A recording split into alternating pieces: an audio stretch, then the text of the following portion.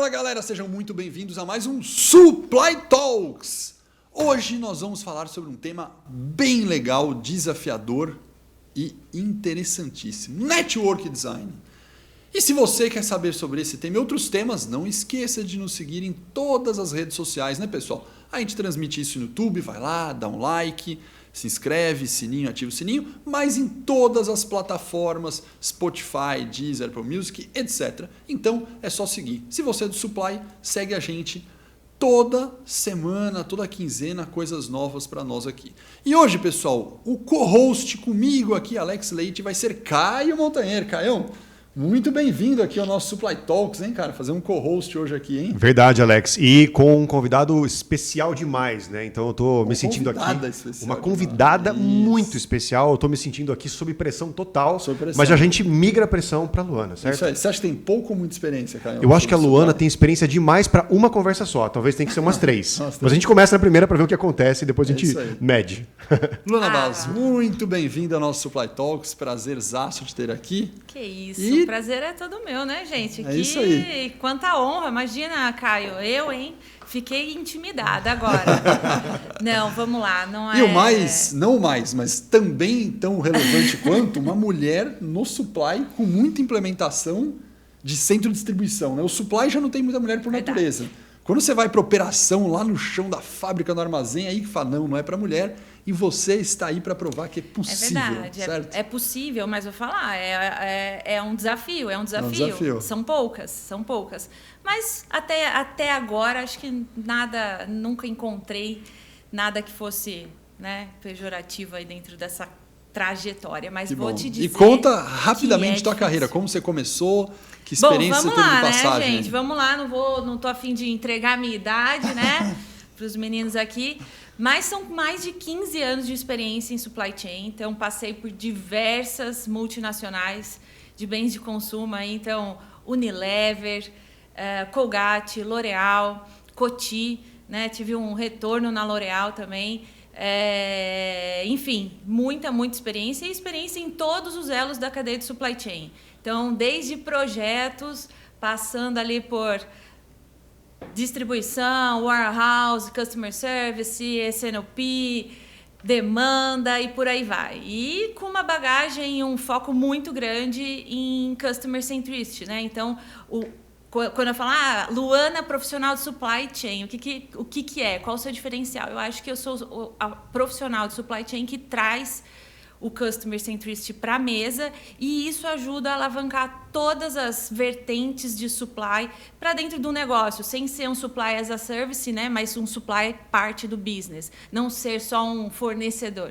Então, essa sou eu, né, realmente uma trajetória aí bem desafiadora, liderando aí times invariavelmente 90% sempre masculinos, mas acho que, graças a Deus, acho que a gente está evoluindo muito nisso, não vejo nunca tive nenhum problema em relação a isso, mas eu vejo que é um desafio e fico muito feliz de poder liderar e inspirar outras mulheres, porque às vezes a barreira acontece sem mesmo você testar, mas é um pouco dessa minha trajetória. E tô também como conselheira aqui, né, no Embrasca, 2 anos, me divertindo muito com vocês, né, com o time todo, com tantas iniciativas legais. É isso, acho que essa é um pouco da minha jornada. Legal. Até aqui, né, até gente? Aqui, até aqui. Ainda tem muita coisa pela frente. Muita coisa. Você acha que... Você falou sobre Customer Centricity, por exemplo, né? Você acha que essa e quais outras, vamos chamar assim, de competências que te fizeram chegar a ser diretora, né, de grandes empresas na área de supply? O que você acha que foi? Customer Centricity já entregou que é uma. É verdade. Tem mais algumas que você fala, isso aqui que foi realmente me alçou, eu consegui virar coordenadora, né, virar gerente sênior e diretora. O que você acha que foi? É que o Customer Centricity vai né, sumarizar algumas dessas competências. O que você tem que ser, né, principalmente para supply chain, você tem que ser parceiro de um time de vendas. Você tem que vender, você tem que olhar para a supply como uma alavanca de vendas para o negócio. E tem que ter também uma visão de negócio. Então, você tem que entender qual a estratégia da empresa e saber qual é o P&L da empresa e o quanto supply chain pode alavancar dentro disso. Então, alavancar como? Alavancar trazendo, né, a disponibilidade de produto, então, não só a disponibilidade de produto ali na hora da alocação do pedido, mas lá na gôndola do cliente. Então, essa é uma visão muito legal quando você internaliza e faz disso uma cultura dentro da empresa.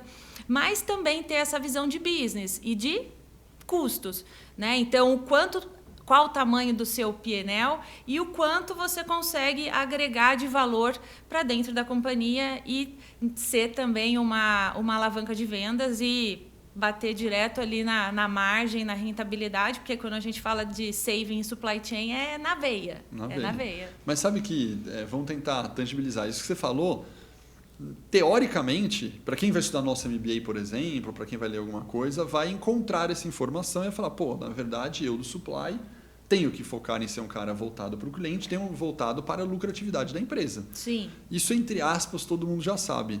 Na prática, o que você pega de prática quando você usava isso? Eu vou tentar tangibilizar. Às vezes você fala, não, vou montar um centro de distribuição ou uma entrega mais rápida.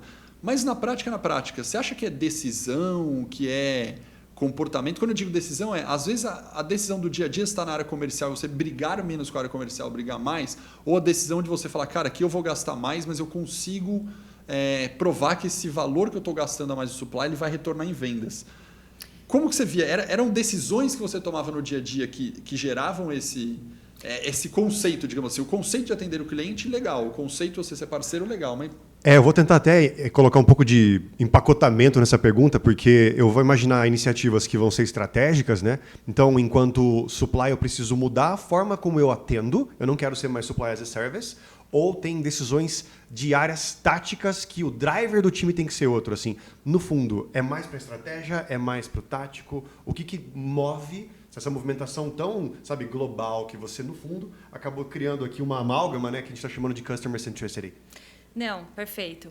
Vamos lá, né? Tudo isso eu acho que a base é a cultura e a estratégia da empresa. Porque, às vezes, ser um supply as a service não é ruim. Já trabalhei nesse modelo e fez muito sentido. Então, falando ali do bens de consumo, quando a gente fala, né, no go to market mesmo, eu acho que a questão da cultura ela é muito importante para tangibilizar isso. Por quê? E qual cultura? A cultura da colaboração, né? Então, a gente fala tem que ser parceiro do time de vendas, né? Parece intangível mesmo. É tangível, parceiro. Eu sou, beleza? Sou melhor amiga, a gente vai no happy hour e tal. Não, a gente tem que entender qual é a estratégia do time de vendas. A gente tem que entender qual o pipeline de inovações. A gente tem que entender aonde a empresa quer chegar, no curto, médio e longo prazo. Né? Então, acho que isso são informações muito importantes. E esse viés, principalmente na área de customer e planejamento, quando a gente olha para as áreas de S&OP, ela tem um papel muito importante, que é de levar essas informações para os outros entes, né? Por exemplo, a fábrica. Né? Então, como é que você coloca a fábrica numa visão de customer centricity? Como é que você traz uma cultura de customer centricity para uma empresa, por exemplo, que tinha uma cultura antigamente de empurrar produto, de faturamento, porque, né, enfim. Então, eu acho que é uma questão muito de qual negócio a gente está falando, porque às vezes é interessante você ser um as a service, porque você concentra ali, centraliza, concentra e você consegue boas margens para o negócio, mas olhando simplesmente a perna como se fosse um fornecedor, né? Como se eu estivesse também contratando ali um 3PL, um terceiro. Mas quando você olha com essa visão de supply no jogo, fazendo parte das decisões, eu acho que para tangibilizar e fazer isso acontecer, na prática, a chave, né? O key success factor é totalmente o S&OP e garantir a execução do S&OP. Então, vamos lá. Customer Centricity é uma cultura que vai trazer supply chain para a mesa das tomadas de decisões, e a gente não fica só com as consequências e o que a gente tem que... Né? A supply normalmente é assim, faz o que tem que fazer, entrega, armazena, produz, né? Compra. Não. nesse modelo, né, que é o que eu acredito e é o que eu costumo muito trabalhar nessa visão de Customer Centricity, a gente consegue tangibilizar a questão do S&OP e, principalmente, garantir a execução desse S&OP quando a gente tem essa cultura. Mas, de novo, é cultural. E, na maior parte dos casos onde eu trabalhei, o que eu vejo sobre isso tem que ser uma top-down. É uma cultura top-down. Tem que vir da grande, né? Tem que vir... Né, eu que trabalhei em multinacionais, normalmente a gente tinha, né, alguns drives de fora para atender, e aí você falou de custo, né? Como é que isso, quanto é que vai custar isso, ou quanto vai custar aquilo? Então, primeiro, quando a gente fala de Customer Centricity, a gente está falando de serviço, percepção e serviço, custa, e aí tem que ter todo um top-down, porque existe também uma estratégia financeira ligada a isso. E aí, quando você vai falar da estratégia financeira, fechando a sua pergunta, tentando fechar a resposta, a gente tem que olhar, basicamente, uma segmentação de clientes, de serviços, de produtos, de SLAs, enfim. Então, eu acho que quando você... E nesse movimento você engaja, você vira parceiro do time de vendas, porque você tem que estar lá ligado. Olha só, eu tenho uma inovação XPTO daqui 6 meses. Né? A matéria-prima disso é uma matéria-prima que vem, né, tá com uma variação, uma volatilidade, enfim. Você tem que saber. Você tem que estar ligado. Então, eu acho muito importante essa visão, mas, no final, para mim, o resumo é cultural. E aí, acho que vou complementar com o que você falou, né? Você falou, puxa, é mais estratégico ou mais tático? Acho que a resposta dela, quando ela fala de S&OP, acaba sendo uma resposta mais tática, exatamente, porque a cultura se constrói através de muito mais tática do que estratégia. Exato. Mas o nosso tema de hoje é sobre estratégia, na verdade, sobre network design, né? Um dos caminhos, né? Porque aí que eu já vou entrar e perguntar. Na verdade, a resposta que você deu é muita decisão de parceria ali, muito nessa coisa tática do S&OP. Mas o network design é um elemento mais estratégico do supply. Essa afirmação que eu falo que é um elemento mais estratégico, que eu faço network design de repente por projeto, 1 ou 2 vezes no ano, acho que essa é a primeira pergunta que eu tenho a fazer network design. Network design é um negócio que você faz todo dia, opera, é tático, ou o negócio fala, não, cara, network design é uma estrutura de uma estratégia de supply que eu faço e revisito. Qual que é a tua visão sobre isso? Então, a minha visão, né? Vamos lá. Na minha experiência, eu aprendi que network design você vai olhar em 2 frentes, para 2 estratégias totalmente diferentes. Então, quando a gente for olhar para a frente tributária, onde eu estiver buscando benefício tributário, pode ser que eu reveja esse footprint, esse network 3, 4 vezes no ano, ou até mais. Porque você vai estar buscando benefícios fiscais, regimes temporários fiscais, então, isso normalmente funciona muito bem para empresas que são mais ágeis, né? Então, empresas não tão conservadoras, empresas onde as decisões são tomadas de forma rápida, empresas que veem realmente oportunidade e têm tomadas de decisão rápida, né? E, então, esse é um caminho, quando você olha para Texas, né? Então, é a minha visão. Você pode fazer, sei lá, a cada 3 meses, rodar a malha só olhando tributos, que você sempre vai encontrar uma oportunidade. Mas existe, é onde eu acho que ela é mais fundamentada, que é a parte operacional. Então, eu vou olhar o meu footprint, vou revisar o meu network design olhando a minha operação. E aí, quando eu falo de olhar a operação, o que eu estou buscando? Eu estou buscando saving operacional, obviamente, mas, além disso, a gente agrega outras coisas, né? Então, a gente agrega sustentabilidade, a gente agrega nível de serviço para o cliente, então não só nível de serviço em termos de disponibilidade de produto, mas também em tempo. E aí a gente começa a ter uma visão também um pouco mais segmentada de canais e estratégias, por exemplo. Então vamos lá, quando eu olho para a operação aqui, vamos pegar um exemplo, né, de Coty, Colgate, L'Oréal, por exemplo. Internalizar uma operação de e-commerce. Então você vai começar a atender um novo canal, né? Isso aqui já demanda um novo estudo de footprint. Deixa eu fazer uma pergunta básica para a nossa audiência. De você dar uma definição um pouco mais teórica, mais rapidinha, sobre footprint e network design. Tá. Para todo mundo saber diferenciar isso aí. Boa. Footprint é o que a gente tem. Então, vamos lá. Então, onde é sua fábrica? Quais são seus centros de distribuição? Seus distribuidores, né? A sua malha logística em termos de transporte, onde é que estão a concentração dos seus maiores fornecedores e, obviamente, a concentração dos seus consumidores e dos seus clientes. Então, esse é o seu footprint, é isso que eu tenho hoje. E quando a gente vai falar do network design, a gente vai revisar isso. Né? Então, a gente vai revisar a partir de algumas premissas. E aí, as premissas são mais ou menos essas que eu te falei. Então, só para ver se no seu conceito eu faço network design para desenhar meu footprint. Parece ser geográfico, né? O footprint tem uma cara de posicionamento geográfico. E o planejamento é o network design. Parece isso? É uma coisa que complementa a outra, né? Perfeito. Porque no final, toda vez que você estuda esse footprint, ele é vivo. Sim. É vivo, lógico. Sim. É vivo, e aí quando você fala de network design, você vai parar para analisar e entender as oportunidades. E aí você vai ter provavelmente uma mudança daquele seu footprint. Fabuloso. É um ciclo. É um ciclo. Inclusive, falando em ciclo, eu fiquei muito curioso, eu acho que a audiência também vai ficar, né? Quando você traz essa lógica da volatilidade fiscal, né? Então, eu fico de olho na malha para ver oportunidades.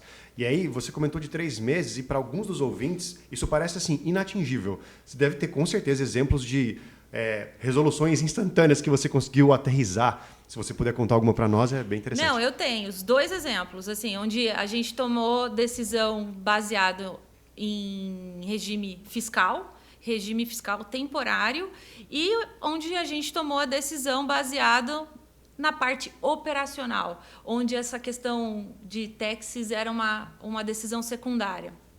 Então, por exemplo, Minas, né? Todo mundo conhece aí, famoso estado Triângulo Mineiro, um ótimo estado onde oferece, né? Dependendo do tipo, né? É porque eles, vamos lá. Eu não sou a rainha dos tributos, tá, gente?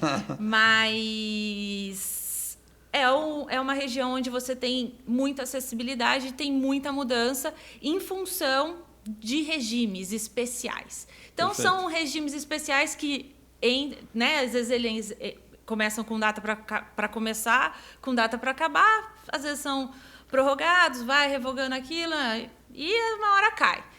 Né? Então, ali é uma região bem, bem importante para isso. Mas também tem, quando a gente fala de outros impostos, né? Mas, né, vamos lá, o ICMS da vida e tal, é um dos melhores estados para você ter a sua distribuição, o seu faturamento saindo dali. Então, hoje é isso. Mas vamos lá.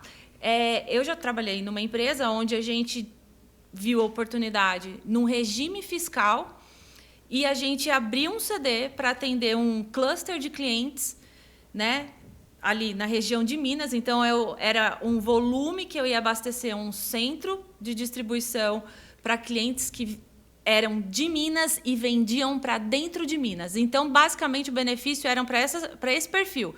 Varejistas que compravam da indústria e vendiam dentro ainda do Estado. E era um benefício muito interessante, muito interessante. Então, a gente, em 3 meses, né, então, do estudo, da análise, do que a gente olhou ali, em 3 meses a gente fez um startup de uma operação de distribuição. Quer dizer o seguinte, você subiu, vamos falar assim, um centro de distribuição, em 3 meses estava lá o armazém bonitinho, com não sei o quê, com a máquina operando, o armazém... Exatamente. 3 meses estava operando. Em 3 meses você estava operando, e aí, né, para fechar a história desse centro de distribuição, ele durou, basicamente, se não me engano, acho que cerca de 13 meses. Por quê? O regime especial caiu. E eles renovavam e você ia acompanhando? Não, nesse caso, ele caiu e aí o que veio vigente, né, aí essas questões políticas e tal, não faziam mais sentido. Iam gerar um on-cost na nossa operação. Caio, dando exemplo, regime fiscal, o que é? Vamos dar um exemplo. ICMS, você tem um valor tabelado entre estados, tal. Alíquota fixa de ICMS.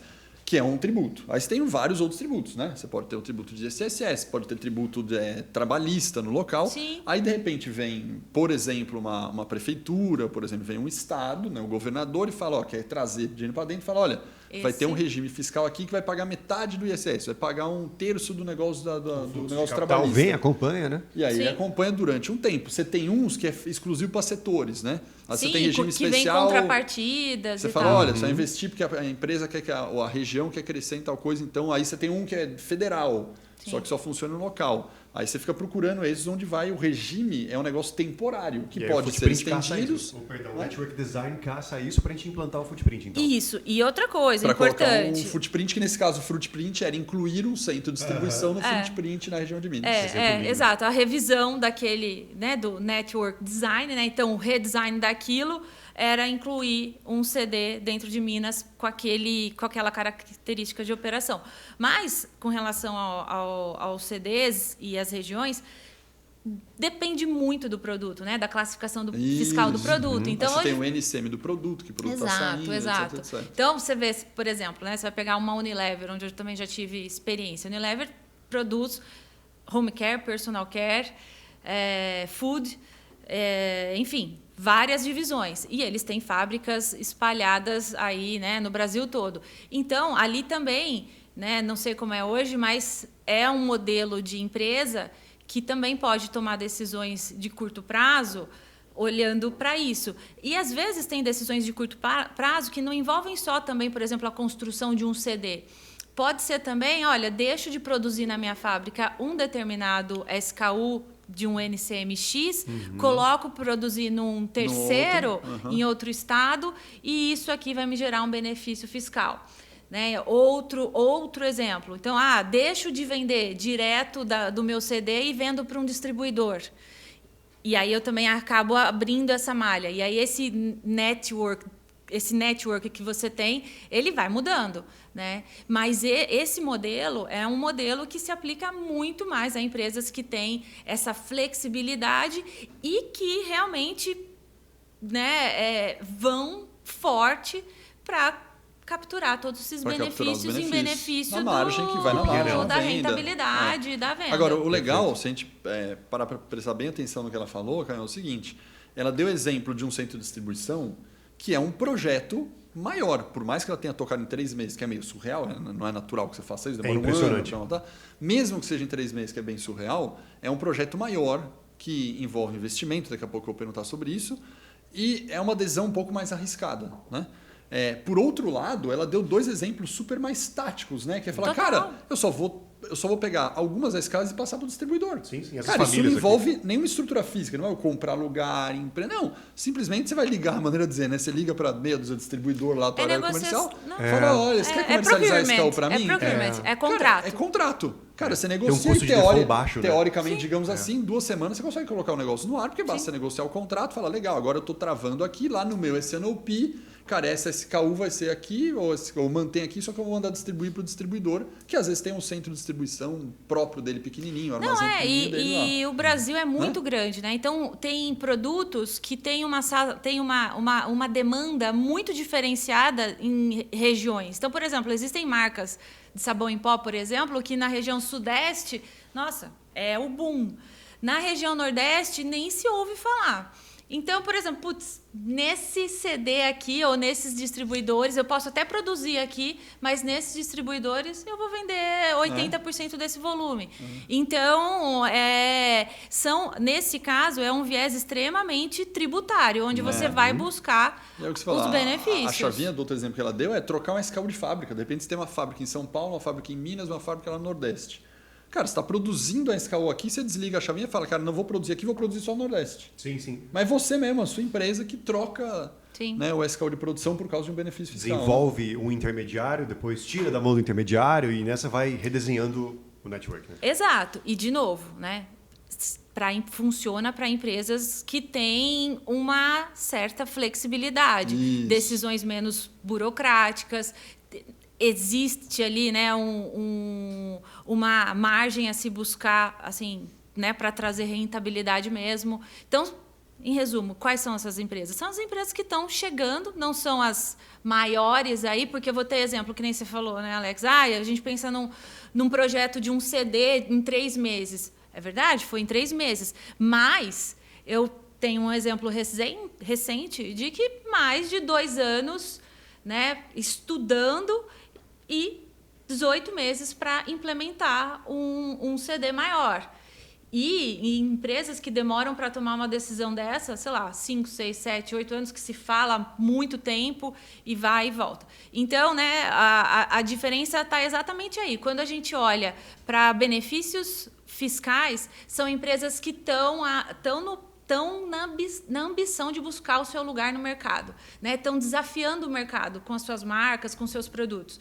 As outras empresas que têm esse modelo um pouco mais, né, estratégico, de longo prazo, que olha lá na frente e que a questão taxes não é a prioridade na decisão, elas costumam ser empresas líderes já de mercado, né, que querem manter a estabilidade e que, obviamente, ainda tem muito a ganhar dentro desse processo, mas aí é um viés totalmente operacional. E aí não. E aí é um projeto que envolve a companhia inteira. Isso. E que vai só de desenho vai meses e meses e de implementação meses e meses. Eu acho que eu acho, né, por comentários que eu já vi e conversa, que a empresa ser, por exemplo, multinacional, não ser uma empresa do Brasil, né, principalmente uma multinacional de fora, tipo uma francesa, tipo uma alemã, algum desses fatores ser multinacional também influencia nessa questão de uso tributário de agilidade ou não. Total. Porque é muito comum que uma empresa lá de fora olhe para o Brasil como um negócio de risco tributariamente falando. Sim. E não entende o tributo no Brasil. É muito instável, então, né? para ela falou, cara, eu não vou ficar, esses caras são loucos, eu não vou ficar trocando de lugar toda hora. Cara, aqui eu abri meu CD aqui, eu tô operando há 5, 10 anos com o mesmo lugar. Cara, por que naquele país que eu opero em 20 países ao mesmo tempo eu vou ficar trocando que nem um idiota? Vamos atrás de eficiência então o cara fala, vamos né? atrás de eficiência operacional e para de ficar brincando de trocar o negócio. É isso, né? Até porque... Isso influencia muito ser multinacional, né? Com o headquarter fora do Brasil. Muito, né? Porque dependendo do projeto, que nem a gente estava falando, exige um CAPEX, né? Então, tem um trade-off ali que você vai ter que fazer. Então, vai passar por aprovação, né? E aí, quanto maior a empresa, uma multinacional, mais conservadora, e aí é óbvio que ela vai olhar pro cenário mais estável. E aí, quando você olha para a estabilidade, essas oportunidades tributárias, né? Pode ser que olha, tive uma ideia aqui, saiu um regime super bacana em Goiás. Vamos tentar fazer alguma coisa. Numa empresa dessa, para você chegar no nível de aprovação, 6 meses. Pode ser que o regime dure só mais 3. Exato. Aí já agora que sai a próxima, já foi. Fala, agora não precisa mais. Não deixa, agora é outro estado. Então é isso que você falou. Você resumiu perfeitamente. Então, em empresas maiores, né, que tem essa conservadora, tem essas decisões extremamente hierarquizadas e principalmente multinacionais que não entendem a nossa tributária do Brasil. complexidade tributária, acabam sempre optando em olhar o seu footprint e desafiar esse network design através de benefícios operacionais, né? Que aí é muito o que a gente vai falar que é o custo eficiente, né? O cost efficient, que é o que você vai buscar. Mas você falou uma outra palavra importante, que é o CAPEX, né? Que é quando você tem um investimento para crescer alguma coisa, diferente do OPEX, né? Que é a operação do dia a dia. E aí me veio uma coisa muito importante para falar, que acho que muita gente deve estar em dúvida nesse momento, Caio. Se esse centro de distribuição que foi dado de exemplo durou 3 meses para subir, ficou 18 meses, 13 meses, falou, 13. Cara, dá ROI, né? Dá payback, acho que essa é a grande, porque tem um custo de CAPEX para subir. A pergunta é se dá ROI ou não, entre aspas, o que importa. O que eu quero saber é qual estudo, porque é o que você falou, até fazer o estudo e tal, como que foi feito esse estudo para chegar ao seguinte, cara, vou inventar, né? Vou inventar, se puder falar o valor, enfim, diferente. Fala, não, vai custar $1 milhão para subir essa distribuição em 3 meses. Cara, mas esse projeto, se ficar 6 meses, não dá ROI, não dá payback. Cara, se eu ficar 1 ano, dá. Se eu ficar... Cara, como que foi feito esse estudo para ser muito rápido? Tem uma tier específica, né? Vocês fizeram realmente... tier, né? Vocês fizeram realmente tier, payback, cálculo Sim. de valuation? Como que foi esse processo? Sim, Até o processo de aprovação, né? Para ser rápido. Qualquer, né? Desde de 3 meses em pé até o que demora 2 anos ali, você vai fazer, né, um estudo, um business case, você vai entender a viabilidade disso. E isso vai te ajudar a definir qual modelo você vai usar para colocar isso em pé. Né? Então, hoje em dia, existem vários modelos. Né? Então, por exemplo, eu tenho um exemplo aqui onde a gente construiu, a gente buscou o terreno, terraplanou, construiu parede por parede. E esse exemplo aqui do 3 meses, eu simplesmente fui lá, olhei a região, contratei um galpão, um operador logístico. E aí, aqui, trata-se muito mais de contratos com procurement, negociações com procurement. E aí, o que você vai ganhar aqui e o que você vai explorar, né, tanto do payback, o ROI e tudo isso, é na negociação que você vai fazer. Porque tem muitos operadores, né, a gente conhece muitos operadores e tem muita gente boa fazendo isso. E aí, o que você faz? Você coloca ali uma operação para funcionar... Né? Essa operação específica, ela atendia, sei lá, 12% de um volume total da companhia, mas ela gerava um saving representativo fiscal. A gente colocou um 3PL fazendo ali, né? Então, um operador logístico trabalhando nessa operação. Então, existiam poucas pessoas da organização e uma pessoa, na verdade, 2 ou 3 pessoas que sim são da organização, que tomam conta daquele dia a dia e tudo mais. Então, esse é um modelo. E aí você vai para o modelo que é basicamente negociação com procurement. E aí, só para fazer um deparo do que a gente falou, então, nesse modelo interessante... é que você foi muito mais para uma conta de OPEX do que de CAPEX. Total. Né? Porque se você vai para o CAPEX, você tem que falar, cara, eu vou investir porque eu vou construir o galpão, vou terraplanar o lugar. Muito mais longo prazo. Agora, nesse modelo, você fala, cara, em vez de fazer um CAPEX no meu ROI payback, eu vou procurar um OPEX para que fique... Não, é exatamente isso. Porque essa operação, vamos pensar, ela já existia. Ela vinha de outro CD. Então, é exatamente isso. Então, aí você vai definir, né? Então, tem um custo de OPEX que você já vai trazer para você, e aí, obviamente, o custo de CAPEX fica muito baixo. E aí, você trabalhando nesse modelo, né, de contratação, ele quase que vira OPEX geral. A exposição, ela, então, está sempre alinhada ao nível de maturidade que eu quero para aquela operação rodar. Né? Se eu percebo que vai ser mais de longo prazo, eu invisto um pouco mais, penso em CAPEX, etc. Do contrário, eu tento pilotar com o que tem ali até fazer sentido. E aí, quando a gente olha para o outro cenário, que vamos lá, né? Então, eu vou fazer aqui vou mudar realmente. Então, vou tirar um centro de distribuição, que é o único centro de distribuição de uma empresa. Vou tirar de um estado e mudar para outro estado. Aí sim é um estudo bem complexo, né? Que aí sim envolve toda a companhia. Por quê? Né? Então vamos lá. Então, né, acho que as áreas principais quando a gente vai olhar um estudo desse e entender a viabilidade. Você vai começar, óbvio, né, taxes e o pessoal do jurídico, porque envolve licenças, envolve N certificações e por aí vai. Depois você vai para TI. TI é uma complexidade gigantesca, né? Então, a própria, né, como é que o sistema vai funcionar, porque às vezes a gente fala, não, é liga, desliga. Às vezes mas no desligar e no ligar, muita coisa pode acontecer. E eu já tive experiências também desse liga, desliga, que na teoria era um liga, desliga, não foi. Não foi. Por quê? Porque a gente tem, por exemplo, complexidades gigantes dentro de uma tabela de preço de cliente, é muito complicado. Mas vamos lá, então, você vai falar os principais taxes, o pessoal do jurídico, né, que vai acompanhar todo aquele processo, TI para mapear, né, como é que vão ser esses softwares, como é que vai falar, porque você vai desligar um centro de distribuição para ligar um outro, ou você vai abrir distribuidores, ou você vai abrir um outro centro de distribuição, você vai agregar mais alguma coisa, ou você vai abrir uma unidade fabril diferente. Então, isso tudo tem que ser envolvido ali dentro dos fluxos de TI, e aí é feito, né, todo o mapeamento bem extenso. Aí, as áreas foco mesmo, quais são dentro desse modelo? Procurement, né? Então, o time de compras e operações. Por quê? Então, operações vai desenhar, então, operações vai fazer todo o desenho, né?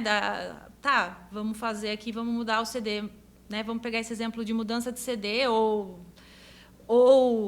vamos ver o que a gente tem, como é que a gente começa um estudo. Então, eu vejo o que eu tenho hoje, projeto à venda, então o que eu tenho de venda para os próximos anos? Então, eu tenho hoje aqui um CD, está pequeno, estou ocupando, por exemplo, a armazenagem externa, estou sempre ficando acima da ocupação máxima, né, que ali né, no 85%, 90% de ocupação de CD, que não é legal. Aí você vê, dá, né, olha o as is, e aí você começa a projetar com o futuro. E aí é onde entra todo o time ali de operações, supply, demanda, né? Que aí então quanto é que vamos crescer nos próximos X anos? Vamos crescer tanto. Vamos crescer para onde? A gente vai crescer canais específicos? Vou crescer, né? Vamos para o e-commerce, que aí também tem outro viés. Outro drive. A gente vai começar, por acaso, existe possibilidade de importar produtos? Então, produzir aqui e importar para as nossas outras, né, outras unidades da região, por exemplo. Então, você vai ali entendendo até você chegar num tamanho de negócio. Aí você vai chegar num tamanho, né, no famoso sizing. Então, beleza, chegou no sizing, aí são outras decisões, né? Então, vamos lá, a gente tem esse tamanho aqui, nós vamos fazer o quê? Nós vamos alugar, nós vamos comprar, nós vamos operar ou não operar, vai operar ser um próprio, leasing, terceiro, vai ser... Enfim, e aí entra também estudos de procurement para entender o que é mais viável. Então, aí são vários estudos paralelos, é uma timeline gigantesca com milhares de atividades, de tasks, de pessoas envolvidas e que vão determinar no final, né? Olha, então vão desenhar N cenários, né? E aí depois desses N cenários desenhados ainda vai para uma validação de taxes para entender, né, qual é o modelo fiscal. Depois disso, né, 1, 2, 3, 4, eu já cheguei a estudar, sei lá, 30 cenários diferentes, né? 30 cenários? Não, muito mais. Para um projeto, muito né? mais para um projeto. Até posso falar desse. Bem no começo da minha carreira, eu trabalhava em projetos na Unilever com sorvetes. E a gente fez um projeto desse e a decisão era, né? Nós vamos seguir com distribuidor, nós vamos continuar com CD próprio, né? Então, assim, de chegar a ter, sei lá, 50 cenários diferentes. Até um rácio, assim, né? Para cada $1 milhão gasto, um cenário. E aí você vai aumentando o esforço. Não, é maluco. Mas aí você vai... Hoje em dia também, né? Tem muitos softwares que ajudam nessa tomada de decisão. Então, sei lá, você coloca ali alguns dados, ele já vai te dar drives tributários, ele já vai te dar drives de concentração de clientes, ou se você está falando de uma fábrica de concentração de fornecedor. Então, tem softwares que ajudam muito nesse trabalho, mas no final, aí é tudo isso né, transformado num grande business case que nada mais é que uma projeção de um P&L. E aí a gente vai falar, então, dos custos que temos hoje, daí a gente vai achar qual vai ser o nosso CAPEX, quanto que vai ser de OPEX que a gente já tem dessa operação, e aí nós vamos chegar no payback, no ROI, no TIR, e entender se faz sentido ou não, dentro de todos esses cenários. Você sabe que eu gosto muito, né? Sempre que está na entrevista, bate-papo, eu gosto de analisar a história contada, né? Eu fico prestando atenção nas palavras, o que fluiu naturalmente ou não. E o que não fluiu para mim, a curiosidade aqui, sabe o que foi? Ela falou durante um tempão aqui e ela não falou em nenhum momento sobre a rota. Não falou em nenhum momento sobre o transporte. Sim. Distância de entrega, tal. Eu queria perguntar... Roteirização, né? Roteirização sobre a roteirização, o tamanho da distância da entrega e tal. Driver ou não é, né? No popular, as pessoas que vão fazer no supply entram e falam, o que eu tenho que pensar no centro de distribuição? Primeira coisa... de gasto com gasolina. Isso, quanto longe eu estou de entrega, porque senão me afeta. E você não citou isso na tua história que você contou. E aí a pergunta é, isso que você falou foi natural, porque realmente esses outros drivers são mais importantes, ou não? Essa é a minha curiosidade. Não, foi uma falha, inclusive, né? Uma falha assim, é o drive principal. Quando você olha a operação, é o drive principal. Né? Então, vamos lá. Mas será que é mesmo? Porque eu quero dizer, lógico, estou te provocando, talvez não tenha sido uma falha. A resposta já está dada de que é, né? De que é. Não, o que eu estou provocando é falar, isso, o que eu quero tentar analisar no teu discurso isso foi algo que é óbvio, porque todo mundo do supply já faz, isso é óbvio, e você falou as coisas que dão mais trabalho, porque a rota é uma premissa que todo mundo do supply já sabe. O software faz claro. Também, O que eu quero dizer é o seguinte, tudo que dá trabalho e dificuldade é aprovação, é o ROI, o payback, é a cultura, é falar com o TI e o Tex. Porque a rota eu faço e tá tranquilo. É isso que eu queria analisar, entendeu? Na verdade, acaba sendo consequência, né? Então, quando você desenhou ali, é óbvio. Então, por exemplo, vou dar um exemplo aqui genérico, mais ou menos genérico. Eu tenho uma fábrica no Rio de Janeiro e um CD em São Paulo. E só uma fábrica e só um CD.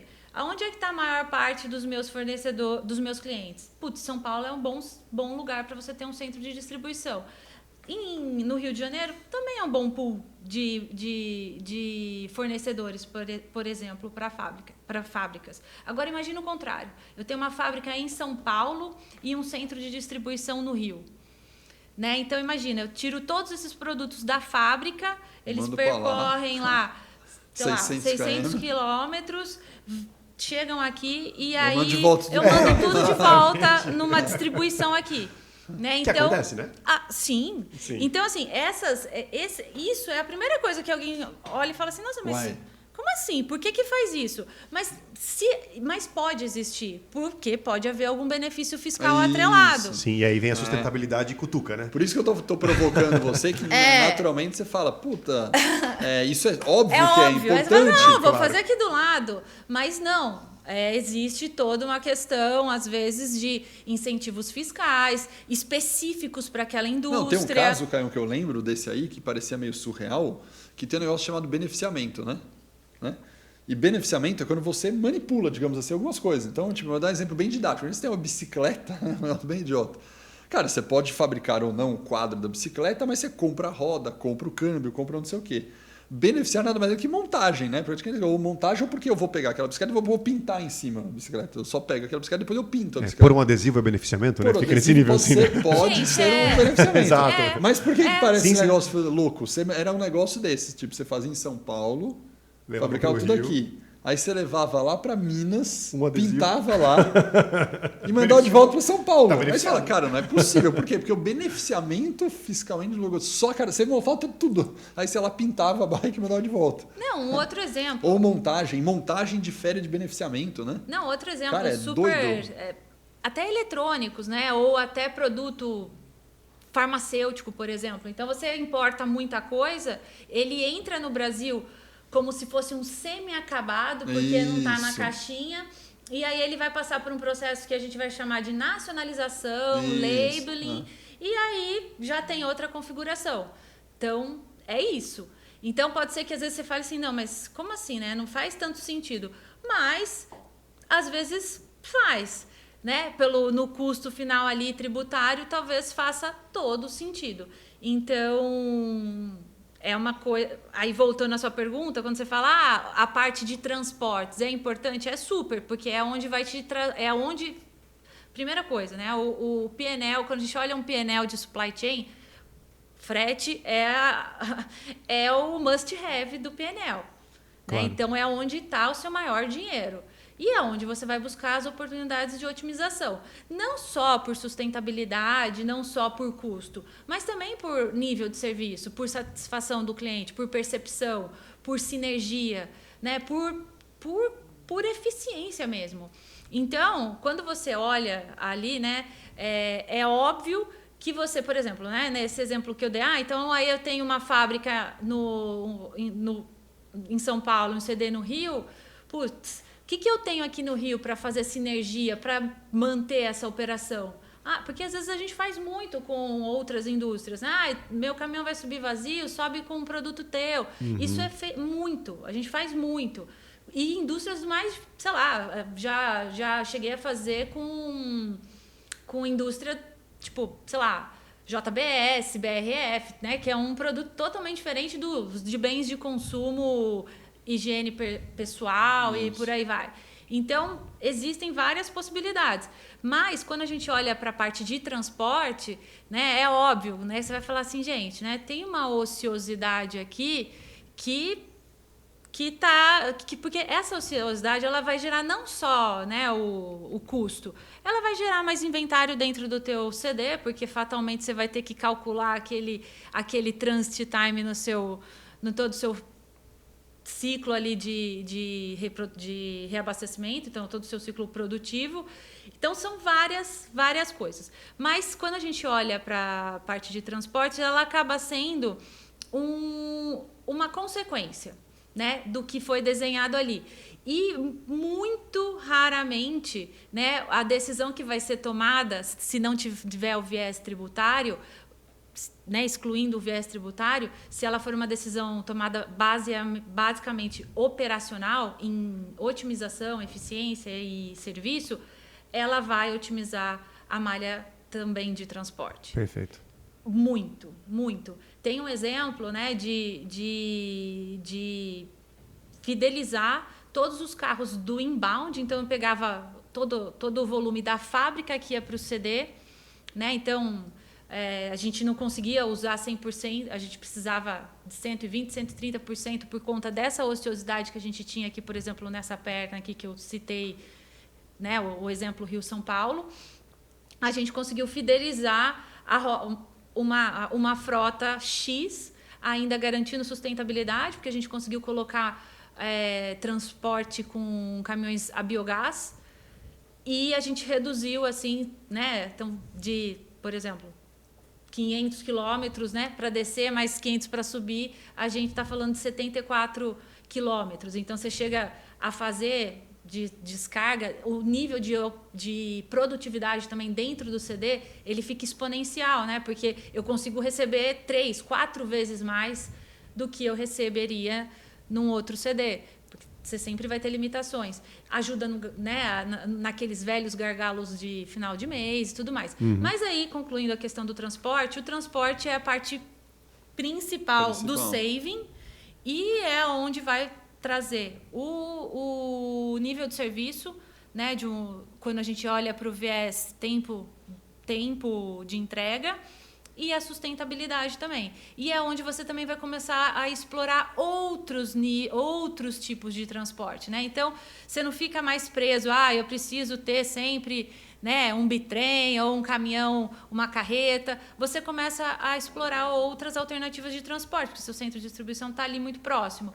Por exemplo, carro elétrico mesmo, para fazer entrega em regiões metropolitanas, né, em lugares até onde a entrega necessita, né, precisa ser mais rápida. Bicicleta, né, algumas iniciativas que a gente até já trabalhei com algumas, onde a gente usava a bicicleta para entregar em determinado canal, um canal diferenciado. Então, né, por exemplo, salão de cabeleireiro, né, uma bicicleta, tranquilamente. Aqui na Vila Olímpia talvez seja a melhor maneira de entregar. Assim. Não, porque aí é uma coisa que você está falando sobre... Acho que eu vou fazer 2 perguntas. Uma estática, só em cima dessa da bicicleta. Às vezes, para algumas pessoas que estão ouvindo agora, o cara trabalha numa... Vou dar um exemplo, uma Petrobras, uma Vale, né? O cara tem que transmitir um minério. O cara não vai de bicicleta. Não faz sentido.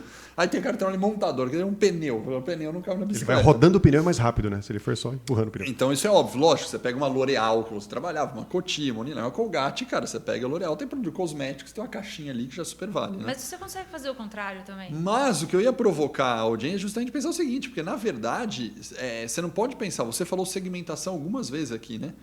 Às vezes as pessoas pegam, se eu trabalho na Vale, se eu trabalho na Petrobras, se eu trabalho na Chevrolet, na Fiat, qualquer coisa assim. Não, volume grande não dá. Concentração. Né? Na John Deere, que tem agro, Jacto. Mas se eu pensar que pode ter várias SKUs, ou matérias-primas, ou peças que eu posso fazer isso dentro do meu transporte, isso faz super sentido. São as combinadas que a Lu falou, né? Isso é uma tendência natural, não é? Você ter uma diversidade de transporte diferente, modais, digamos assim, mesmo empresas que pareçam que têm um negócio muito grande, né? Em termos de peso. Você pode hoje falar, mesmo trabalhando numa empresa naval, eu posso ter um modal bicicleta, um modal carro elétrico e, obviamente, o bitrem, né? E o contrário também, por exemplo, nessas empresas a gente também consegue falar de transporte marítimo para fazer a costa... fazer a cabotagem, né? E a cabotagem. E é super factível. Outra coisa, né? Aí quando a gente já vai falando aí, tipo, né? Vale e por aí vai. O ferroviário, né? Que também você pode olhar o seu network design e desafiar esse network design a estar próximo ali de centros de abastecimento ferroviário importantes, né? também existem várias rotas, né, principalmente para o sul do país, que fazem o hidroviário. Né? Então, é isso. Né? A gente está dando exemplo aqui muito no modelo rodoviário, né? Vício, né? Porque é o maior, né? É o que o Brasil mais usa. É o que o Brasil mais usa, Desde é o que a 50, gente tem mais... foi decisão. Né? mais capacitado, mas tem todas essas outras vertentes. E aí é muito do negócio. Aí o que eu ia perguntar é o seguinte, você acha que hoje, você comentou sobre sustentabilidade, né? Nós estamos positivamente numa pressão, eu já estou chamando de pressão positiva, mas uma pressão sobre o ESG, sobre sustentabilidade. E esse discurso que eu estou falando agora eu não falava há 5 anos atrás. Eu acho que a gente tinha uma ideia e um plano e a gente não estava com pressão de implementações. Hoje já tem uma pressão grande de implementação das empresas, muitas grandes empresas no mundo com meta até 2050 de, por exemplo, acabar com a emissão de CO2. Né? Até 2050...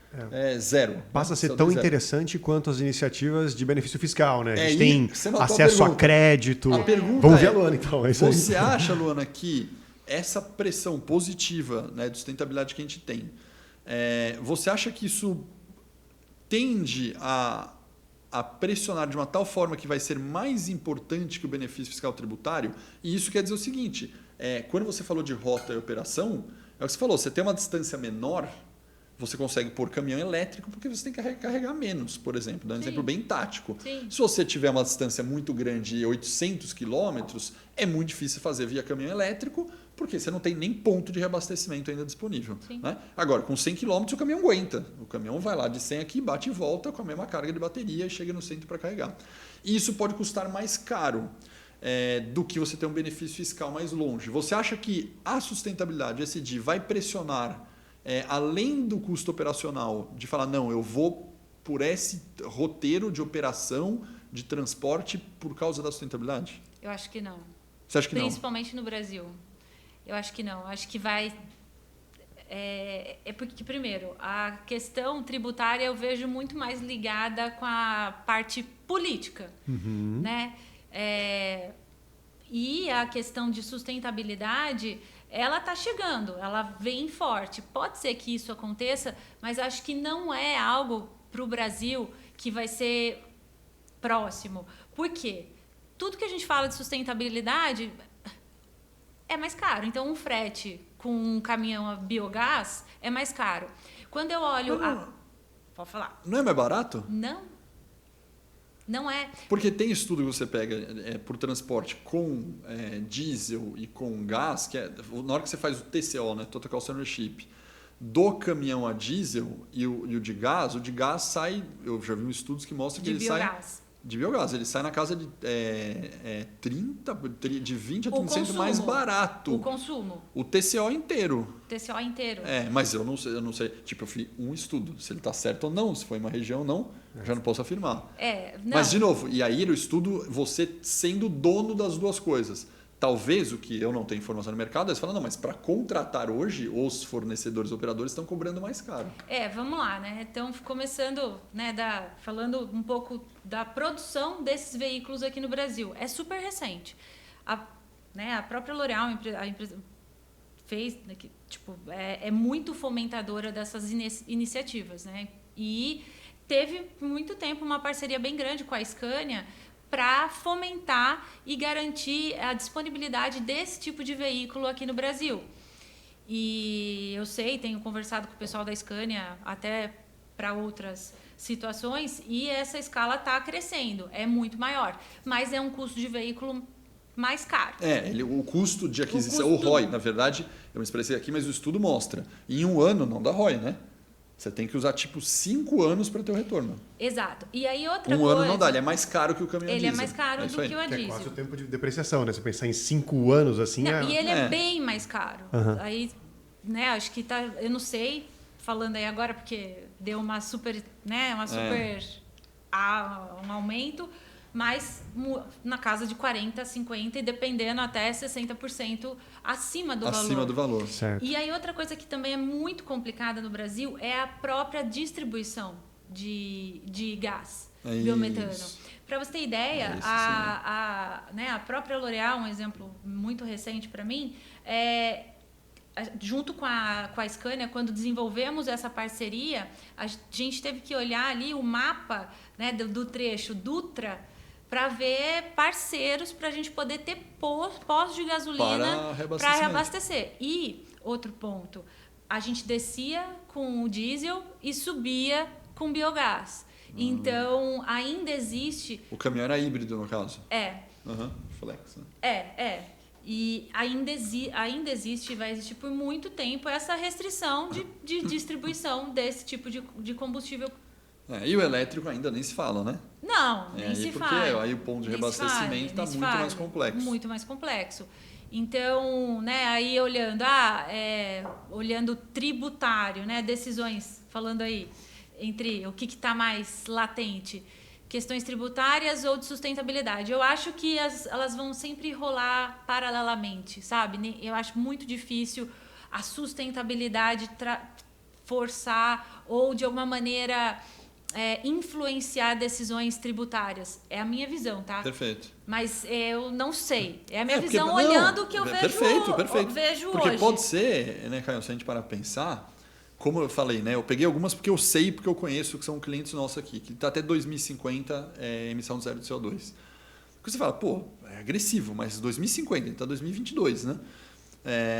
Parte desse estudo de 2050, que ninguém é tonto de fazer, já deve prever o seguinte, cara, como é que vai estar posto de recarregamento elétrico em 2035? Vai estar muito melhor do que está hoje. Sim, é uma lógica de escala, né, Alex? Como que vai estar em 2040 o preço do caminhão, de venda do caminhão a biogás? De novo, por escala, vai espero que menor. Muito mais barato do que está hoje. Então, por isso que não é em 5 anos para zerar. O que você está falando da tua linha é falar, legal, mas vai depender de aumento de escala, aumento de uso, aumento de estrutura, de infra, para lá na frente falar, agora eu posso tomar uma decisão 100% baseada em sustentabilidade. Acho que a pergunta que o Alex fez, ela se viesse imbuída com, sabe, um deadline, a gente estacionaria aqui e diria, ok, não tomará. Mas talvez, se a gente olhar para 30 anos, existe uma possibilidade dessa pressão do ESG ganhar tanta importância quanto, mas você já deu sua visão, certo? Nesse, vou chamar de médio prazo, 5 anos, provavelmente não vai acontecer. Eu concordo. Mas eu concordo com a Alana que ela falou. Porque você matou, cara. O negócio eu estava perguntando para agora mesmo. Tem alguns anos. E na verdade... A gente vai ter que gravar outro podcast, tá? Daqui 10 anos você volta, Lu, e vê se mantém a gente vê como é que ficou. Isso, é o Supply Talks 2032. Salva a cápsula do tempo, olha aqui, você falou, né? Vamos ver o cenário atual. A gente tem o João ali do nosso... O João Rodrigo aqui do nosso... Daqui 10 anos, pessoal? Eles vão pegar um HD agora. Isso. Vão salvar. Vai estar na nuvem, né? Vai estar na nuvem. 10 anos, tem que estar na nuvem. Gente, é isso. Não pode, cara, porque tem que ter aquela... tem que ser nostálgico. Entendi. Vintage, ele vai pegar um HD. Né? Aquela coisa vintage. Nossa, a nuvem vai ser vintage, né? Sei lá, isso. Eles vão pegar um HD, enterrar esse HD numa cápsula na Terra, a gente vai puxar assim, cara. Certo. Porque a nuvem eu nem sei como é que vai estar. Boa pergunta. E no final, esse negócio, né, do ESG e o zero carbono, também tem vários termos e condições, né, para zerar. O zerar não é o zerar na prática, né? Então, por exemplo, existem algumas iniciativas, isso até eu não, né? A minha irmã trabalha na Bayer com ESG e às vezes a gente troca alguma ideia, né? Então, o quanto, por exemplo, você é autônomo em produzir energia para você e você consegue colocar energia na rede, né? Gerar de crédito. Isso vai gerando aí alguns cálculos que, de repente, chega aí no zero carbono, mas efetivamente... Né? Não é o que acontece. O zero pode ser que alguém vai, entre aspas, vamos falar. Compensar. Lógico, sempre foi assim. Vamos falar assim, né? Que alguém pode comprar os créditos, claro. Né? E o comprar o crédito significa, por exemplo, bem simples. Eu vou plantar uma árvore, né, de cada vez que eu vou. Você acaba ou eu vou devolver energia, que é o Smart Grid, né? Eu vou devolver no Smart Grid, Livre, né? No Mercado Livre de Energia, beleza, já compensei mais um pedacinho, mas no fundo eu emito meu CO2 ali de algum jeito. Claro. E aí... A pegada é menor, mas emite. Né? Exato, e é super complicado, né? Porque no caso, por exemplo, transporte aéreo, dependendo do negócio que você está, transporte aéreo é o maior ofensor. Né? E às vezes depende do caso e do momento. Então, por exemplo, já tive empresas, né? Está proibido importação com frete aéreo. Por quê? Sustentabilidade. Está proibido, aí entra a pandemia, um caos, não sei o quê, algum produto XPTO que não tava, faltou aí o canal lá de Suez, né? Cara, importa. Nossa, teve essa, verdade, canal de Suez, credo. E aí, importa, pronto, acabou a meta do... Exatamente. Acabou. A circunstância empresa, força, entendeu? né? O nível de serviço despenca, eu vai tenho ter que mudar de ideia. Eu tenho uma esperança. Eu sou um cara positivista, né? Eu gosto de pensar bem assim. Eu acho que, quem sabe em 2050 a gente vai estar muito melhor do que a gente está. Eu vou jogar pro cara. Tirando um pequeno comentário importante, um pequeno grande comentário. Tem alguns lugares que você fala, nossa, vamos pro modal elétrico. Só que, cara, produção de energia elétrica via carvão é mais suja. Não adianta ir para elétrico. É que o Brasil tem essa característica positiva, porque a gente está no modal de gerar energia através da água, né? É uma discussão de agendas, através da eólica. Porque não adianta nada eu migrar em algum lugar que o cara gera via carvão. Carvão e fala, que maravilha, via carvão. E, na verdade, eu mudo para elétrico, eu pioro a situação, porque a energia do carvão para gerar eletricidade, né? Mas com esse pequeno comentário à parte... eu sou um esperançoso, porque você falou de transporte aéreo, eu vi recentemente um podcast do Paulo Kakinoff da Gol, né? E ele estava comentando sobre a questão que já tem vários protótipos de desenvolvimento de avião elétrico também, né? E que ele acha que é uma coisa que futuramente pode vir a existir. Vou fazer uma enquete, você voaria de avião elétrico? Eu sou uma amante da aviação, adoro, tive até uma passagem pela TAM, trabalhando com logística também, curto muito. Mas minha irmã trabalhou na Embraer, sou do interior onde tem uma fábrica da Embraer, então assim tem essa e já vi algumas aeronaves, por exemplo, para meu Deus, rurais, né? Aquelas que precisam dispersão de agrodefensivos e por aí vai, elétricas. Já existem alguns protótipos, vamos dizer assim. Mas, enfim, é um caminho. E eu acho que isso até é próximo. Acho que não Aliás, vocês viram... A Luana joga alguma coisa pra mim, eu não sei se passamos o tempo. Não, mais ou menos a gente volta. Vamos voltar, volta aí, Lu. Então, a questão do transporte aéreo e o onerar, né? Não só o onerar não só de custo, claro, mas o onerar do CO2. O que acontece? Aí vai para a curiosidade de forecast, né? Sim. Então, assim, o quanto maduro a gente tem um forecast, tem uma situação, dependendo do produto, que não é regida aí com tanta volatilidade política e escassez de matéria-prima e por aí vai, para garantir essa redução, por exemplo, quando a gente fala de frete aéreo para abastecer o negócio mesmo, né? Então... Aí Caio, que é um especialista em forecast. Caio que Cara, sabe o que é mais doloroso? É que a estatística nunca se propõe, né, a acertar na cabeça, né? Você tem variáveis contínuas. Eu estava falando até mais cedo com o pessoal aqui, que está no estúdio com a gente, sobre isso. Acertar na cabeça é simplesmente impossível, né? A gente cria um range ali e, no fundo, vai entrar dentro dos 50 cenários.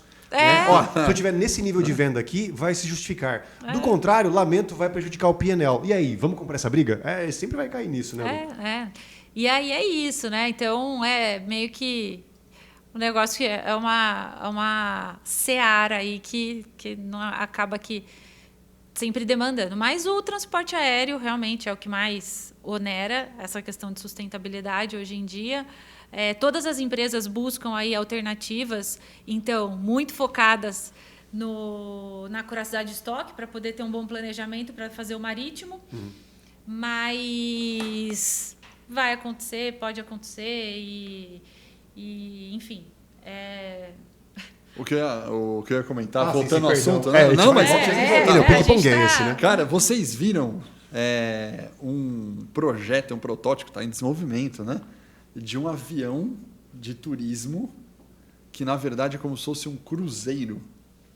Gente, eu vi. O que é isso? Imagina um cruzeiro. Não tem um cruzeiro, né? Transatlântico? Eu imagino um Zeppelin voando. O negócio é gigante, é igual um cruzeiro. Tem tudo. Tem balada dentro, tem piscina, tem cassino. Cassino, tudo. Não, é um cruzeiro. Pressurizado, né? Tipo, com sol artificial, umas paradas. Isso, é um cruzeiro no ar. Certo. Literalmente. O negócio, cara, o avião é um negócio gigantesco, porque você imagina o tamanho disso. E ele não desce nunca pro chão. Ele fica numa altitude suficiente, assim, que... O tempo todo. E aí vai ter um terminal. E vai ter um terminal que você vai chegar, sei lá, com outro avião. Space Station agora, então. Cara, aí você pluga, desce no negócio com outro avião e ele continua voando. E esse cara, eu só lembrei de falar agora, porque ele vai ter uma pancada de placa solar de energia. Vai ser uma porque usina... parte Fabuloso, da energia, ele vai ficar rodando sem... vai ter abastecimento e tal, se precisar, mas parte da lógica da energia é uma energia solar, uma energia de retroalimentação, que ele fica voando, gastando energia, que aí vai acabar com o CO2, por exemplo, ele vai ficar no ar. Não. Cara, você imagina isso? Você voaria num desse, Caião? Eu acho cruzeiro, que depende. Vamos fazer a mesma coisa da que a gente colocou na Lu, né? Vamos colocar um deadline. Pra quando? Se for pra 5 anos, não. Se for pra 15, eu vi talvez. que é pra alguma coisa em 5 anos. Cara, deixa os first adapters, né? Esses caras que se importam e tal. Eu sou mais do Caio. No cruzeiro marítimo já não curto muito. Imagina você fala, cara, tô pressurizada. E em situação de emergência faz o quê, né? Tipo, pega a máscara, vai... A gente não tem disciplina de usar máscara, digo, enquanto sociedade, né? No metrô, imagina como é que seria em época de pandemia. Qual que é o bote desse? A máscara vai cair da onde, né? Mas, enfim, eu acho que tem muita coisa acontecendo, né? Então, tá cada vez mais próximo, né? Eu tava até brincando aí, que a gente assiste... Eu comecei a assistir um seriado aí, aleatoriamente, Upload, Metaverso. Eu já vi. É bem legal. Sim. E aí você... Enfim, não vou contar aqui, pessoal, assistam, mas... Qual? Upload. Não, mas tá onde disponível? Tá na Prime. Amazon Prime. Tá na Amazon, né? E, enfim, não vou dizer que não é super legal, mas falar muito do metaverso, profissões lá pra frente e tal. E, assim, achei é maluco, mas se você para pensar, tem coisa que tá muito próxima. Muito próxima, né? Então, eu não vou entrar nessa conversa, que a gente podia ter uma cervejinha aqui para eu entrar na história do metaverso e desse seriado e por aí vai, mas coisas que a gente está falando aqui, daqui 15 anos, você fala, cara... É igual Black Mirror, né? Não, nem me fale. Sério. Aquilo é propaganda pra gente estar acostumado, porque quando o negócio chegar, a gente já vi no Black Mirror, metade cara. É monetizável, né? Você olha pra quem fala, isso é um produto. Exato. Sabe, that's an ad. Isso é propaganda, isso não é sério. É muito isso. Então, tá aí, né? Tá aí. Legal. Medo. Lu, e agora a gente vai encaminhando aqui, que a gente já falou de network design pra caramba. Muito. Vamos pro nosso bate-bola final, hein? Caracas, esse bate-bola... Mãe... Você não mandou recado pra sua mãe, tem que mandar. Eu mandei. Mãe da Luana Borges, Barros. Mãe. Bruna, minha irmã, que ela... De frente com Marília e Gabriela. Mentira! Marília e Gabriela. Marília. É isso aí. Pode ser Marília? Você pode ser Gabriela? Pode ser isso aí. Então tá bom, combinado. Eu sou Caio Lex. Caio Lex. Maria Gabriela. Bom... Luana, primeira é muito fácil o nosso bate-bola, que a gente sempre faz as mesmas perguntas para o público, qual é uma frase que te marcou? Pode ser de impacto, que você ouviu, que você criou, frase marcante para você de impacto. Gente, eu sou a rainha da frase, né? Eba. Eu sou movida a frases, mas eu tenho muitas, assim, que eu gosto. Mas eu acho que uma que é muito forte é a parábola da semeadura, vocês já devem ter ouvido falar. Mas em resumo, semear é livre, né? A colheita vai acontecer. Então, meio que o que você plantar tá ali. E se você não plantar nada, você também pode colher. E aí, quando você planta, você ainda tem a opção da lei do retorno aí te trazer bons frutos. Então, acho que é muito isso. Eu adoro essa parábola porque fala também um pouco, né, do desenvolvimento, para mim, desenvolvimento humano, né? Então, quanto a gente trabalha com as pessoas, né? Então, é muito isso. Solo fértil, né? Então, ali é um lugar de solo fértil. Pode ser que sim, pode ser que não, mas alguma semente vai germinar e vai dar frutos. E aí, né, se o solo for fértil e a semente for boa, bons frutos. E você acha que essa também. Frase, que tem uma essência religiosa, né, bíblica ali por trás, a palavra de semeadura, você acha que não está somente restrito à sua questão pessoal e também à sua questão profissional, na sua visão? Total. A gente pode chamar também de lei do retorno, né? Uhum. Né? Algumas pessoas falam. Né? Eu acho assim, é para tudo na vida. Mas acho que no ambiente profissional isso é muito importante. É muito importante, porque é um reflexo, né? Então, o que você está plantando, inevitavelmente você vai colher. Inevitavelmente você vai colher. E quando você está ali em cargos, em níveis de liderança, ainda além da colheita, tem o reflexo, né? Do ambiente que você tá construindo com o seu time. Então, para mim, é muito, muito importante. Eu acho que é uma... Vou fazer um comentário polêmico agora em cima dessa frase. Não combinado, hein? Isso é não combinado. Não combinado. Para mim é surpresa também, tá? Você acha que essa frase ela se aplica mais hoje à nova geração dos milênios e companhia? Ou você acha que serve para igual? É lógico que eu estou sendo aqui, entre aspas, discriminatório ao contrário agora, né? Mas por quê? Porque eu vejo muito a lógica da nova geração ser muito mais imediatista do que eventualmente a nossa geração. Eles têm menos tempo de paciência no mesmo lugar. Você acha que se aplica muito a eles? Não, eu acho que para eles vai ser muito difícil. Eu acho que eles, para ser bem sincero, acho que eles não vão conseguir nem internalizar porque é um ciclo, né? O que eu tô falando aqui é um ciclo. Por isso que eu tô vendo que isso requer não uma lógica de falar, se eu vou plantar minha empresa, 1 ano, 2 anos, não consigo fazer em 3 meses. Não, aqui acho que para essa nova geração, eu estava até conversando ontem, eu acho que é uma questão, né, de uma mudança de mentalidade, né? De você criar uma mentalidade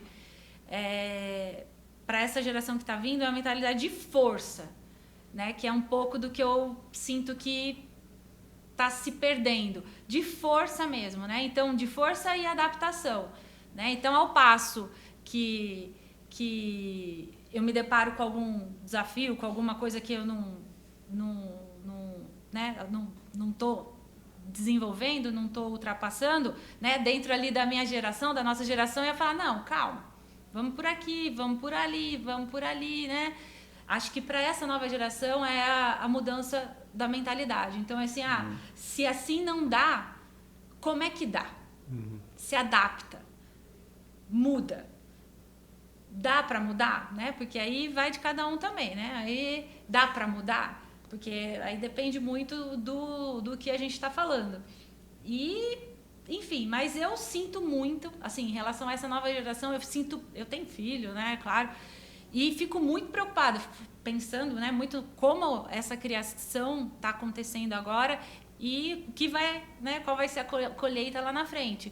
Porque a gente precisa ter pessoas fortes ainda, né? Então, pessoas que sejam resilientes, né? E o que eu vejo ainda são pessoas que né, aí, nesse novo momento, são as pessoas que se deparam com alguma coisa ali que saiu do planejado, né, não tem a habilidade de contornar. Então, se for falar, ao invés de falar, né, vamos plantar para colher, para os millennials eu falaria adapte-se. Então, tipo, né, mindset de adaptação, total. Nossa. De adaptação. E pessoal, de força. E que fique claro, eu tenho várias frases na minha caneca, eu quase sempre repito que tudo é percentual. Por favor, a gente fez um percentual de milênios, mas os milênios têm cada um percentual, tem pessoas que não são desse estereótipo, nem são. Senão estarei sendo discriminatório com os milênios, o que eu não serei, porque tem de tudo é percentual. Não. A gente falou de um bom percentual milênio, mas nem todo mundo está nessa concepção. Não, é que aí vamos, né? Lógico, em outros assuntos bem profundos, assim, né? Caião, vamos para a segunda frase do bate-bola. Foi legal até, porque a Lu agora fez uma adaptação para os milênios, né? Então queria saber, na função de conselho aí, qual que foi o conselho mais relevante que você já recebeu profissionalmente? Coragem. Vai. Tenha coragem. Teve uma pessoa que te deu marcante assim? Sim. Assim, na verdade, acho que não. Eu sempre ouvi isso muito na minha casa, né, do meu pai. Vai, né? Tenha coragem, busque, né, os meios e não se, né, não trave a primeira sensação de medo, aflição, nada disso. Tenha mais coragem ainda. Então, acho que você ter eu não sei se é uma competência, não chega a ser uma competência, mas eu acho que é uma habilidade mesmo, sabe? De, vamos lá, né? Eu quero ver. E arriscar, né? A coragem junto com o arriscar, né? Desbravar. Então, né? Vamos lá, eu quero ver. Vou tentar, né? Vou fazer isso aqui. Né? Vamos plantar coragem, aqui. Foi teu pai te falou muito isso? Foi. Meu pai, minha mãe, muito da minha família, assim. Então, Legal. acho que é coragem, gente. E o pior conselho que você recebeu? O anticonselho. Nossa, gente... Esse você não precisa falar quem foi. Esse você pode deixar no... Não, o pior conselho que eu recebi na vida foi até recente. E cheguei a ficar um pouco chocada, assim, foi sobre credibilidade, né? Então, a minha visão sobre credibilidade é a seguinte, principalmente falando profissional. Uhum. Você tem credibilidade e ponto. Certo? Você pode fazer coisas ao longo ali do período que podem tirar um pouquinho da tua credibilidade. Uma vez essa credibilidade abalada, acabou. Era a minha visão. E aí, dentro de um cenário, de um team building lá que eu participei, me disseram lá para todos que estavam participando, credibilidade você pode emprestar. E aí por um tempo, eu falei, bom, será? Vou tentar em algumas situações. É péssimo. Então, assim, credibilidade, ou você tem, ou você não tem. E se você tentar emprestar a credibilidade dos outros, fatalmente vai acabar com a sua segurança. E fatalmente você vai destruir ainda mais a sua credibilidade. Então, é o que é. Né? Então, às vezes, por exemplo, minha credibilidade no trabalho pode ter sido... fiz uma análise errada, fiz um forecast lá que deu muito errado, né? Fiz uma previsão, fiz um budget, não sei o quê. Gente, é um erro. Uhum. Aquilo vai afetar a sua credibilidade por ali? Talvez. Você rever 3 vezes, 4 vezes, alguém vai ver acima de você para garantir. Mas emprestar credibilidade é um negócio que eu ouvi e que, assim, se alguém falar para você... Cara, fuja dessa.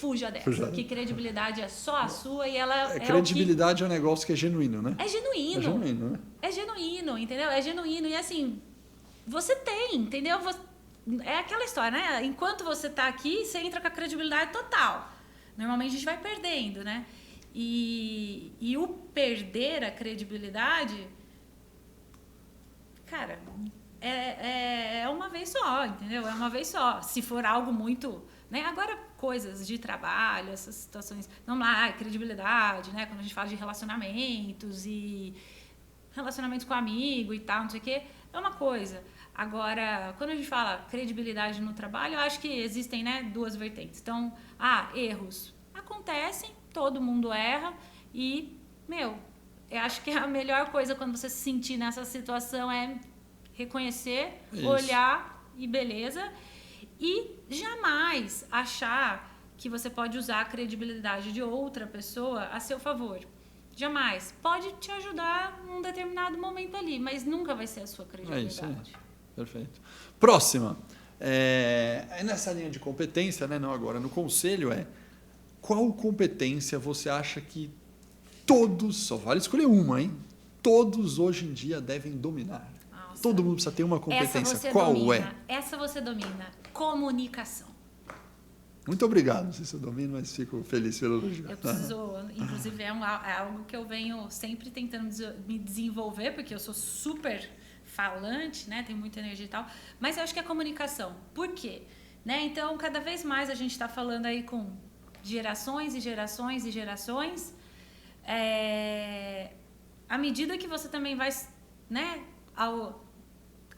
Subindo aí na carreira, você também vai tendo que lidar com diferentes comunicações em questões hierárquicas e tudo mais, mas até no dia a dia mesmo, sabe? Eu acho que é a comunicação. Então, eu, honestamente, ainda ando lendo bastante, aprendendo bastante, tentando aprender bastante sobre isso. Antigamente falava, você tem que né, ter a leitura de para quem você vai falar, né, chegar lá, gente, isso não sei se cola mais, né, porque tem muitos outros vieses, assim, né, então, e tem outras coisas também, né, que eu acho que vem dessa nova geração, e até inclui a minha geração, e eu acho que eu sou um pouco assim, né, das pessoas quererem falar o que pensam, né, colocar os seus valores assim de alguma forma, tal, e aí algumas vezes essas questões ideológicas e tal travam ali numa comunicação e, né, não estou falando nem questões políticas, né, então tipo, no meu departamento ninguém põe a mão, então aí alguém já se sentiu ali, vai passado, já pronto, acabou. Então, é a comunicação geral. Muito bom. Muito bom, até nesse mérito é legal porque se a gente se comunica bem, a gente não só fala bem, mas também ouve bem, né? E aí eu queria te perguntar, o que durante muito tempo você achou que era certo e mudou de opinião em algum momento? Putz, essa é bem difícil, porque eu mudo de opinião muito. Então ficou fácil. Não, então. O problema é fácil, mas agora achamos difícil. É isso. E a gente está mudando de opinião sobre isso. Né? Não, sabe, um dia eu ouvi, né? Já fui a pessoa que falou, não, eu acho que é isso, é isso, é isso, é isso, é isso. Aí, né, a gente vai amadurecendo, mas aí um dia eu ouvi que só maluco que não muda de opinião, né? E é verdade, né? Se a gente não parar para pensar e de repente ter uma empatia ali e talvez entender, né? Cara, você vai ficar sozinho naquela visão. Então, olha, eu já mudei várias vezes de opinião. Acho que a mais recente, assim, sério, essa vocês me pegaram, porque realmente, mas assim, vamos lá, a mais recente é sobre um assunto que a gente começou logo no começo, né? Mulher na liderança, mulher na liderança, trabalhando em operação, supply chain, né? Fatalmente, maior parte sempre homens. Ultimamente, aí, todas as reuniões que eu participo, sério, já cheguei lá e falei, sou a única mulher aqui. Nunca foi algo que eu parei para pensar, né? Então, há um tempo atrás, eu achava que, gente, é o que é, tô aqui, tô trabalhando, tô entregando e vim aqui fazer o meu trabalho. Existe discriminação, existe situações complicadas? Até existem, mas eu, de verdade, há um tempo atrás, nem tinha percebido, né? Então, se eu falar, olha, realmente, já passei por algumas situações que, poxa vida, não foram legais. Mas, naquela situação... Você nem se atentou, passou... E foi. Aí, quando eu parei, né, eu falei, bom... E aí, né, com todo esse assunto super forte e tal, e principalmente, né, dentro desse mundo aí, já teve pessoas, nossa, você olhar, né, dar aquela medidinha básica, tipo a pessoa de saltinho na operação, cadê a bota, né, de segurança, né, mas estava no evento e tal, nossa, você. Aí eu parei para pensar um pouco, né, sobre isso, se havia ou se não havia. E aí eu mudei de opinião 2 vezes, né? Então aqui está o meu problema de comunicação, você está entendendo? Me ajude aqui. Então, assim, primeiro... Você achava que não sofria de nenhuma discriminação. Essa era a tua opinião. Não, isso é discriminação até que não existe. E agora você fala, opa, eu tive. Não, sim. E aí o ponto é, como é que eu lido com ela? Né? Então, assim, por muito tempo eu ignorei. E aí... Recentemente eu cheguei a falar assim, não, eu não posso ignorar, eu tenho que fazer alguma coisa sobre, né? Já que eu tenho alguma influência pela liderança, pelo exemplo, eu acho que eu tenho que fazer alguma coisa sobre. Então, isso é uma das coisas que eu mudei de ideia recentemente, né? Então, assim, sempre acreditei que a base de tudo é a meritocracia, é você... Odeio esse negócio de cota. De verdade, gente, desculpa... Polêmica, não vamos entrar aqui em polêmica. Vai ter corte. Você sabe que eu já mudei de opinião sobre a cota. Cuidado com o cancelamento. A gente pode deixar isso para um outro podcast. Não, então... Mas eu mudei essa pergunta para mim, eu poderia falar cota. Mas enfim, então, eu mudei de opinião. Acho péssimo, porque eu acho que aí sim é uma discriminação, entendeu? Tipo... E às vezes eu tenho medo. Olha, ela é uma líder em supply chain. Será que não é porque tá na cota? E outra coisa sobre cota. Eu achava que não existia. Achava realmente que eu, quando fosse contratar alguma pessoa, eu ia olhar o currículo da pessoa sem olhar para cor, sexo, enfim. Mas, por exemplo, para cor. E, putz, perfeito esse currículo. Vou contratar, eu quero esse aqui.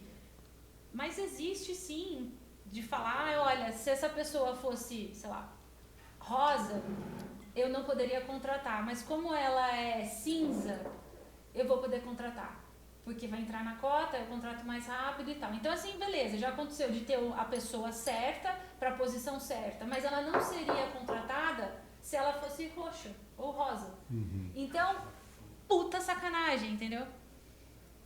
É sempre uma função de agenda, né? O que é que a gente está resolvendo, né? Em cada momento, você vai estar resolvendo uma agenda, né? E você vai ter indicadores e enquanto empresa, enquanto sociedade, até pela importância da gente trazer isso para o Supply Talks, eu acho sim que esse é um assunto que pode entrar, claro, a gente trazer para uma próxima rodada, talvez convidar a Luana Barros ou a Luana Barros e outros convidados, mas sem sombra de dúvidas, acho que ser opinativo sobre isso é importante. E saber que a gente é capaz de mudar de opinião exposto a outras informações é onde está a nossa inteligência, né?